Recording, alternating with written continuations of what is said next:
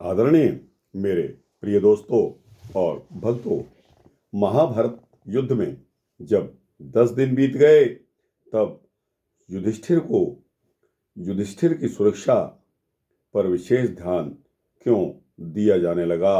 दोस्तों, यह एक सूक्ष्म वृत्तांत है, आपके समक्ष रख रहा हूं और खासकर यह महाभारत का 11वें दिन का यह वृत्तांत है। 11वें दिन के युद्ध में क्या हुआ था। दोस्तों, यह एक सूक्ष्म वृत्तांत है जो कि 5-6 मिनट में समाप्त होने वाला है।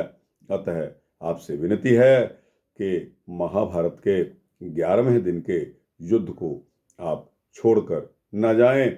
इस वृत्तांत को अंत तक देखें, आपको पता चलेगा कि युधिष्ठिर की सुरक्षा पर विशेष ध्यान क्यों दिया जाने लगा।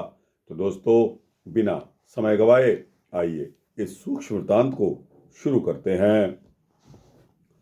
दोस्तों, जब 11वें दिन का युद्ध, जिसमें पहली बार गुरु द्रोणाचार्य को सेना के प्रमुख के रूप में कौरव सेना का नेतृत्व सौंपा गया, यद्यपि युद्ध दुर्योधन की ओर से कर रहे थे गुरु द्रोणाचार्य, किंतु उनका दिल और दिमाग, उनका लगाव पांडवों विशेषकर अर्जुन के साथ ही था। इसलिए वह उन्हें हानि पहुंचाने या उन्हें मारने से यथा संभव बच रहे थे।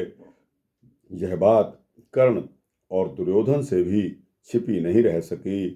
इसलिए उन्होंने गुरु द्रोणाचार्य से कहा कि हे गुरुवर, हम चाहते हैं कि आप युधिष्ठिर को जीवित पकड़कर हमें सौंप दें, इससे हमारा कार्य हल हो जाएगा। गुरु द्रोण को दुर्योधन की योजना पसंद इसलिए आ गई क्योंकि गुरु द्रोण मारने के दुष्कर कार्य से तो यह आसान था कि उन्हें जीवित पकड़ना। संयोग से पांडवों को दुर्योधन के इस घटिया षड्यंत्र की भनक लग गई। इसलिए ज्येष्ठ पांडव युधिष्ठिर की सुरक्षा पर अधिक ध्यान दिया जाने लगा। जब गुरु द्रोणाचार्य युद्ध भूमि में आए तब पांडवों की ओर से उनसे लोहा लेने के लिए धृष्टद्युम्न खड़ा था। दूसरी ओर सहदेव शकुनी के साथ और नकुल अपने मामा शल्य के साथ युद्धरत थे। जब गुरु द्रोणाचार्य युद्ध में आए तब पांडवों की ओर से लोहा लेने के लिए धृष्टद्युम्न उनके समक्ष खड़ा था। दोस्तों, अभिमन्यु, सात्यकी और राजा विराट काफी उग्र दिखाई दे रहे थे। अभिमन्यु का साहस देखने योग्य था, किंतु वह अकेला ही कृतवर्मा, जयद्रथ और शल्य से जूझ रहा था और उन पर भी भारी पड़ रहा था। उधर भीम कौरव सैनिकों को अपनी गदा से धराशाही करते चले जा रहे थे।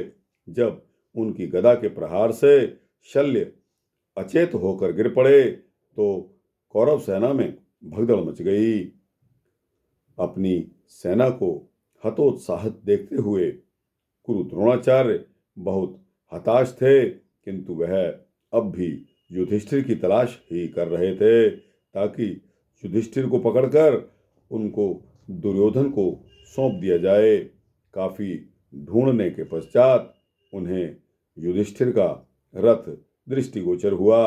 वे उसकी ओर बढ़ने लगे, परंतु युधिष्ठिर पहले से ही सतर्क थे और उन्होंने गुरु द्रोण को रोकने का भरसक प्रयत्न किया, लेकिन अंततः गुरु द्रोणाचार्य उन तक पहुंचने में सफल हो ही गए।